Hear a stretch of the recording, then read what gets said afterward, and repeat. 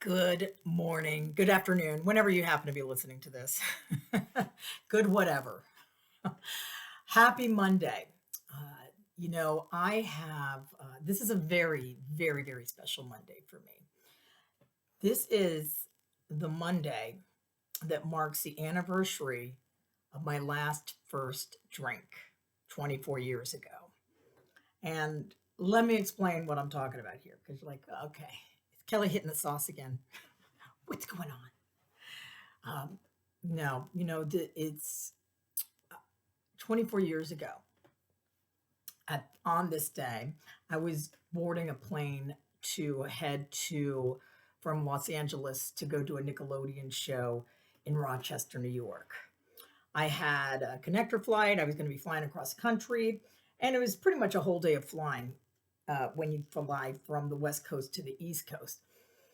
So, of course, when I would take these flights, first thing I would do, because I was terrified of flying, is I would drink, have a few drinks beforehand. Probably while I was waiting for the plane, I'd head straight to the airport bar, grab a glass of wine, because I'm a classy lady, and drink my glass of wine while I waited, for the plane to show up. Once the plane showed up, I sat down, got up the edge.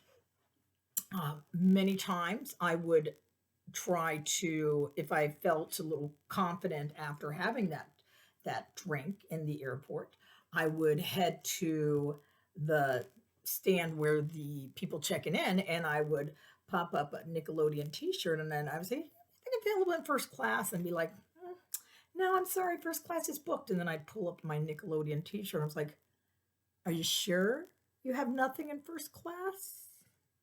And as I held the T-shirt, and they'd be like, and at the time, Nickelodeon was huge, and parents wanted to get this stuff for their kids. So immediately they'd be like, "Hold on, let me check." Oh, something came up. So I was able to work my magic and get ourselves upgraded with my little Nickelodeon T-shirt. I got me and my co-host Brian um, upgraded to first class. Not just this, like the whole trip. They put us through the whole trip. So got their T-shirts. I sat on, got comfortably boarded the train, and proceeded to tell the flight attendants, "Listen, I never want to see this glass empty." And I just kept it coming, kept it coming. Merlot, because you know what? I'm a classy lady. That's what I do. And we got off our connector, and I hit straight to the airport bar to get some more, because once I start, I don't stop. And so I got more and more and more. And then I hopped on the next flight. I remember having some sort of altercation with Brian. I don't remember really what it was about. I think he was trying to destroy my drinking or something like that. Who knows what I was upset with him about. We were like a married couple back then. We were always fighting, uh, but we loved each other. So we that was all I remember, really, to be honest. And from there, it was a blackout, and I didn't remember anything until I woke up the next day with that pitiful, incomprehensible demoralization that every alcoholic has. And I had no recollection at all what had happened. And evidently, I had gotten so drunk that they almost had us in the pilot back to deal with me. I couldn't even walk off the plane. They had to wheel me off the plane. It was that bad. So for whatever reason, you come to that realization, when you really realize, oh my God, I had no intention. There's no way I intended that simple flight across the country to turn out that way. But that's how it did. And I had no control over it. I literally had no control over alcohol. And I knew I needed to quit drinking, and I didn't know how to do it. It was the scariest moment of my life, coming to that realization. This is the day that sparked my sobriety 24 years ago. And everybody in recovery of some sort will have a day like that, where it got so bad that it sparked their recovery the next day, to have them realize that finally, the denial stopped and you have to everything's washed away. And you're just left with the stark reality of the situation, the grave situation that you find yourself in. And it's a scary place to be. I'm not going to lie. It's horrifying. Uh, and you don't know where to go, what to do. Because here's the thing, I didn't understand back then as an alcoholic, but what I've come to find out is it all starts with that first drink. It all starts with that first drink. If I can stay away from that first drink, I'm okay. But once I take the first drink, all bets are off. I can't stop. I literally can't. I have to have more and more and more. Once that alcohol sparks up in me, gets going, I have to feed it with more and more and more. I cannot stop. And people were like, you just need a little willpower. Why can't you just have a little willpower? Control your drinking. It's not like that for an alcoholic. And only another person suffering from the disease of alcoholism would get this, would understand the absolute insanity of it. Because I used to say, I could have all the willpower of Mother Teresa at a bachelor party, but I'm going to take that drink if it happens to come to me. So how was I going to get this thing? How was I going to stop drinking? Because I tried so many times on my own. And what I'd come to find out was all I knew to do that day was pray, ask for help. And the prayer was, 3 simple words: God help me. God help me. I don't know what to do. Well, that's more than 3 words, but I don't know what to do. I'm scared. I don't know how I can live my life without alcohol, but I definitely can't keep living it with alcohol. What the heck? How am I gonna live my life now? And that's when God's grace just kicked in. For some reason, God picked me up that day, the following day, and said, as bad as it is, I'm going to get you through this. And there's an answer. There's others out there like you who know how to get through this. Find them. Find those people. They will help you. But for today, I knew enough. You just for today, don't drink. Don't drink. And maybe they'll let you back on the plane. Who knows? That was a scary prospect of flying home. I was like, oh, I didn't think they were going to let me back on the plane, but they did, and we made it home. And I've shared that with you before.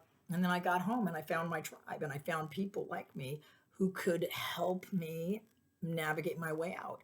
And how they helped me navigate my way out was through a spiritual solution. And I had no idea that my alcoholism could be solved by a spiritual solution. Yeah, I went to church. And I stand, sit, kneel, pray, the please God give me this, please God give me that, but this one was give me my life. Please help me find my life. I don't know what to do. And I found people who said, yeah, you got to admit you're powerless over this alcoholism and you're basically insane. And the only thing that can relieve your alcoholism is this power greater than yourself. That's the only way we found to deal with it. So what you got to do is you have got to build a relationship with this higher power, because that's going to keep you sober. And that's been the case all these years later. Tomorrow, by the grace of God, 24 years, I will have 24 years of sobriety. And I couldn't even go a day without drinking. Couldn't even go a day without drinking. The thought of never taking a drink horrified me. But I could go a day. With God's help without drinking. And trusting in my higher power, who I call God, but you can call your higher power whoever you want to call your higher power. But I call my higher power God, has saved my life. And it's given me this life. And I'm able to share it with others out there who are scared, who maybe got wheeled off a plane, didn't know what the heck's going on, but they're too afraid to live, but they're also too afraid to die. And they're kind of at that place, that crossroad. Well, let me tell you, if you're there, You can get out. You can be okay. You'll be okay. Find others like you. Find your tribe. Find people who've been through what you're going through. Find the people who are found the way on the other side. They'll reach out their hand. Take my hand. Let's walk together. I'm going to help you get out. With God's grace, you'll get out. You'll be okay. You know, my solution was a spiritual solution, and it absolutely worked for me, and it's worked for many, many other people. It's not what I had expected would eventually take away my obsession, but it's what's worked. So I stick with it, and I try to help others. And I found mine through 12-step recovery. But you know, there's other spiritual solutions out there too. You know, whatever you want to do, find your answer. Ask God. You know, the three simple word prayer. God help me. And if you want, please God help me. Let's learn a little humility, because humility is the key. So I just want to share that with you. You know, the last first drink I've had was 20 years ago. And I say the first drink because I'm reminded that all it takes is one drink and I'm back to square one, and I lose everything. And most importantly, I lose this amazing life I've been gifted by my higher power. And I don't want to throw that away, and I don't want to lose it. So just stay away from that first drink. Don't drink no matter what. And, you know, maybe one day, or hopefully already, you can share that, you know, so and so many years ago, or days ago, or weeks ago, or minutes ago, I had my last drink, my last first drink. Because, like they say in the rooms, it's not the caboose that kills you, it's the steam engine.